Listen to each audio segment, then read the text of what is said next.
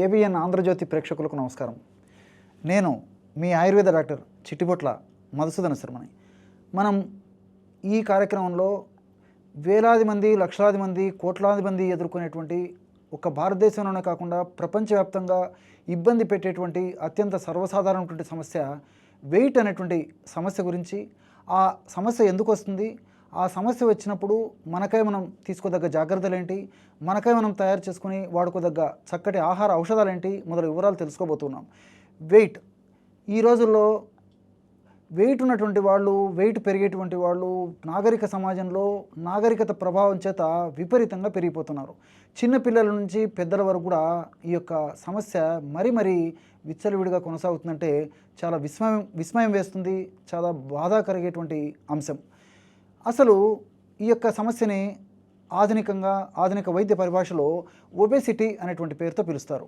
అన్ని భాషలో ఓబ్ అంటే అతిగాని, ఓసిస్ అంటే తినడం అనేటువంటి అర్థంలో అతిగా ఆహార పదార్థాలు, మనకు ఉపయోగపడిన రీతిలో ఉన్నటువంటి ఆహార పదార్థాలు తీసుకోవడం వల్ల శరీరంలో ఏర్పడేటువంటి ఈ యొక్క ఫ్యాట్ ఏదైతే, సంచితమైనటువంటి ఫ్యాట్ ఏదైతే ఉందో ఆ యొక్క పరిస్థితిని ఒబేసిటీ అనేటువంటి పేరుతో సర్వసాధారణంగా పిలుస్తూ ఉంటారనమాట.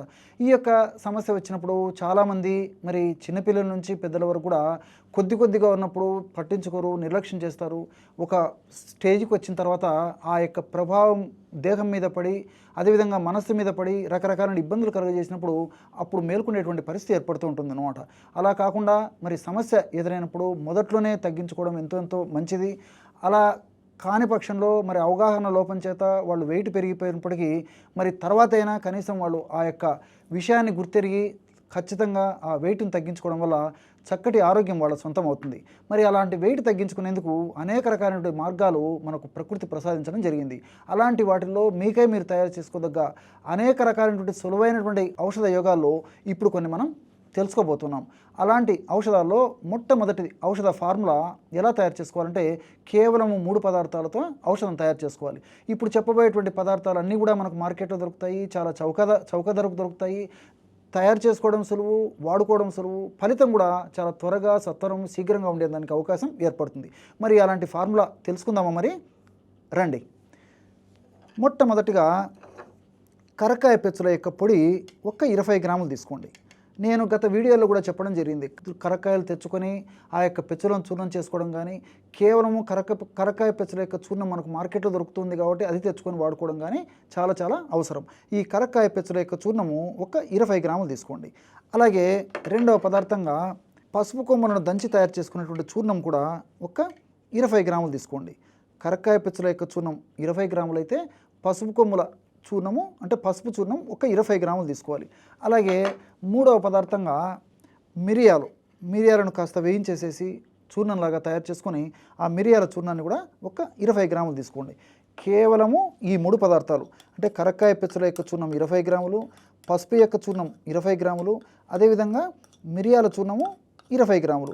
ఈ 3 పదార్థాలు కూడా శరీరంలో ఎక్కడ ఏ భాగంలో కొవ్వు కణాల్లో కొవ్వు అధికంగా సంచితమైనప్పటికీ కరిగించేటువంటి దివ్యమైనటువంటి ఔషధ గుణాలు, రసాయన తత్వాలు ఈ 3 పదార్థాలు కూడా మనకు ఉండడం చేత ఈ 3 పదార్థాలు కలిపి మనం ఔషధంగా మలుచుకోవడం వల్ల ఫలితాలు మరింత శక్తివంతంగా, శీఘ్రంగా, సత్వరం ఉండడమే కాకుండా ఎలాంటి సైడ్ ఎఫెక్ట్స్ కూడా ఉండవు. అన్నీ మనకు సైడ్ బెనిఫిట్సే ఉంటాయి. చూశారు కదా, కేవలము అత్యంత త్వరలోనే అంటే కేవలము ఒక అర నిమిషంలోపే బ్రహ్మాండమైనటువంటి వెయిట్ని తగ్గించేందుకు ఔషధం రెడీ అయిపోయింది. ఈ విధంగా తయారు చేసుకున్నటువంటి ఔషధాన్ని ఒక గాజు సీసాలో నిల్వ ఉంచుకోవాలి. ఔషధాన్ని ఎలా వాడుకోవాలంటే రోజు ఉదయం ఆహారానికి అరగంట ముందు, అదేవిధంగా రాత్రి ఆహారానికి ఒక అరగంట ముందు ఔషధాన్ని వాడుకోవాలి. ఎలాగ వాడుకోవాలంటే ఇక్కడే మీరు బాగా జాగ్రత్తగా గమనించాలి. ఈ యొక్క ఔషధాన్ని వాడుకునేటప్పుడు కలబంద మొక్కను మనం సద్వినియోగం చేసుకోవాలి. మీకందరికీ తెలుసు కదా, గ్రామాలు, పట్టణాలు, నగరాలతో నిమిత్తం లేకుండా ఈ కలబంద మొక్క ప్రతి చోట దర్శనమిస్తూ మరి మీ ఆరోగ్యానికి నన్ను పరిరక్షించుకోండి, నన్ను సదా వినియోగం చేసుకోండి, మీ ఆరోగ్యాన్ని నేను కాపాడుతానని చెప్పేసి కలబంద మొక్క మనల్ని పలకరిస్తూ ఉంటుంది. కానీ అవగాహన లోపం చేత వాటిని మనం సద్వినియోగం చేసుకోలేకపోవడం చేతనే చక్కటి ఆరోగ్యం నుంచి మనం దూరం అయిపోయేటువంటి పరిస్థితి ఈరోజు నాగరిక సమాజంలో ఉంది. ఈ యొక్క కలబంద మొక్కను మనం చూసినట్లయితే పై భాగంలో మరి ఆకుపచ్చ రంగులో ఉండి లోపలి భాగంలో గుజ్జు ఉంటుందన్నమాట. ఈ యొక్క గుజ్జుని ఒక టీ స్పూన్ తీసుకుంటే సరిపోతుంది అనమాట. కలబంద గుజ్జు కేవలము 1 టీ స్పూన్ తీసుకుంటే సరిపోతుంది అనమాట. ఉదయం 1 టీ స్పూను, రాత్రి 1 టీ స్పూను, లేదా మ్యాక్సిమం 10 గ్రాముల వరకు కూడా తీసుకోవచ్చు అనమాట. అంటే 5 నుంచి 10 గ్రాముల వరకు ఈ యొక్క కలబంద గుజ్జు మనకి పూటకి అవసరమవుతుంది.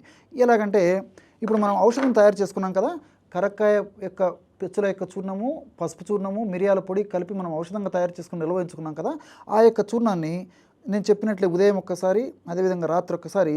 ఉదయం పూట కేవలం 1 గ్రాము, అదేవిధంగా రాత్రి పూట కూడా కేవలము 1 గ్రాము ఈ యొక్క చూర్ణాన్ని తీసుకోవాలి. అంటే రోజు 2 గ్రాముల చొప్పున ఈ చూర్ణాన్ని వాడుకున్నట్లయితే మనకి 1 నెలకి సరిపోతుంది అనమాట. 60 గ్రాములు. నెల తర్వాత మరలా ఈ పద్ధతిలో తయారు చేసుకొని వాడుకుంటూ ఉండాలన్నమాట. ఈ విధంగా వాడుకోవడం వల్ల ఫలితాలు చాలా త్వరగా పనిచేసేందుకు అవకాశం ఏర్పడుతుంది. మరి ఈ విధంగా చూర్ణం తీసుకున్న తర్వాత నేను చెప్పినట్లు ఈ కలబంద గుజ్జు ఏదైతే ఉందో ఈ గుజ్జుని మనం అందులో కలిపేసేయాలి. ఎలాగంటే అది కూడా చెప్తాను చూడండి. ఈ కలబంద గుజ్జు దీని యొక్క సహజ సిద్ధమైనటువంటి స్వభావం ఏంటంటే చేదు రుచితో కూడి ఉంటుందన్నమాట. కాబట్టి కొంతమందికి ఈ యొక్క కలబంద గుజ్జును ఈ చేదు పద్ధతిలో ఇలా వాడుకోవడం వల్ల కొంచెం సహించకపోవడం అనేటువంటి పరిస్థితి ఏర్పడుతుంది. కాబట్టి దీన్ని ఏం చేయాలంటే ఒక బట్టలో, పాత బట్టలో కానీ, కర్చీఫ్, శుభ్రమైనటువంటి కర్చీఫ్లో కానీ ఇలాంటి ఈ పద్ధతిలో గుజ్జు తీసుకొని ముడిచేసేసి ఆ యొక్క మూటని నీళ్ళలో 5 నుంచి 7 సార్లు, అంటే ఒక్కసారి నీళ్ళలో ముంచేసేసి పరిశుభ్రమైనటువంటి నీటిలో ముంచేసేసి విదిలించేసేయాలి. ఆ విధంగా 5 నుంచి 7 సార్లు మనం బట్టలో మూట కట్టేసేసి దీన్ని విదిలించడం వల్ల ఇందులో ఉన్నటువంటి చేదు గుణం అంతా పోతుందన్నమాట. అప్పుడు మన రుచికి ఇబ్బంది లేకుండా ఉంటుంది. ఈ పద్ధతిలో తయారు చేసుకున్నటువంటి ఈ యొక్క కలబంద గుజ్జుని మనం 1 గ్రాము మనం తయారు చేసుకున్నటువంటి పొడిలో కలిపేసేయాలి. చూసారు కదా, ఈ పద్ధతిలో కలబంద గుజ్జు తీసుకోవాలి.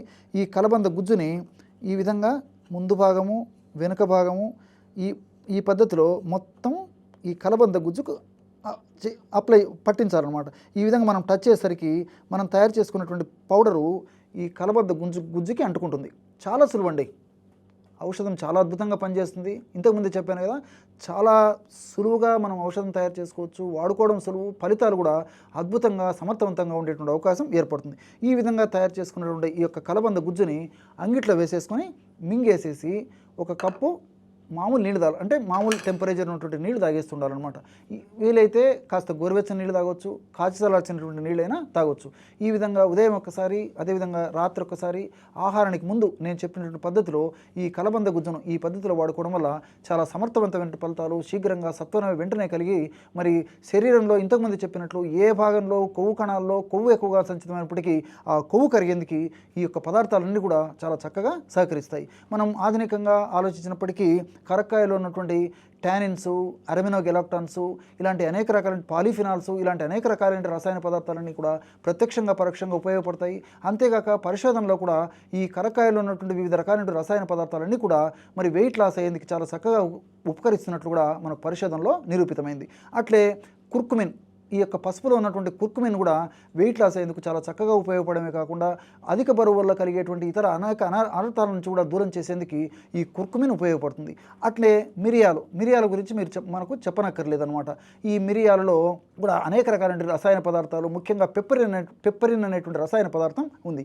ఈ పెప్పరిన్ అనేటువంటి రసాయన పదార్థం కూడా కొవ్వు కరిగేందుకు సహకరిస్తుంది. వీటన్నిటికి తోడు మనం మరి కలబంద గుజ్జును కూడా వాడుకుంటుండడం వల్ల ఈ కలబంద గుజ్జులో వివిధ రకాలైన బ్రాడీకైనేజ్ అనేటువంటి ఇలాంటి అనేక రకాలైన రసాయన పదార్థాలన్నీ కూడా ప్రత్యక్షంగా పరోక్షంగా కొవ్వును కరిగించడమే కాకుండా ఈ యొక్క పదార్థాల యొక్క శక్తిని మరింత ద్విగుణీకృతం చేసి, అంటే కరక్కాయ యొక్క శక్తిని, పసుపు యొక్క శక్తిని, అదేవిధంగా మిరియాల యొక్క శక్తిని మరింత శక్తివంతంగా తయారు చేసి మరింత శక్తివంతంగా మరింత శీఘ్రంగా ఈ వెయిట్ లాస్ అయ్యేందుకు సహకరిస్తుంది. చూశారు కదా, ఎటువంటి సులువైనటువంటి ఔషధ యోగాన్ని వెయిట్ లాస్ అయ్యేందుకు మీరు ఈ వీడియోలో తెలుసుకున్నారో.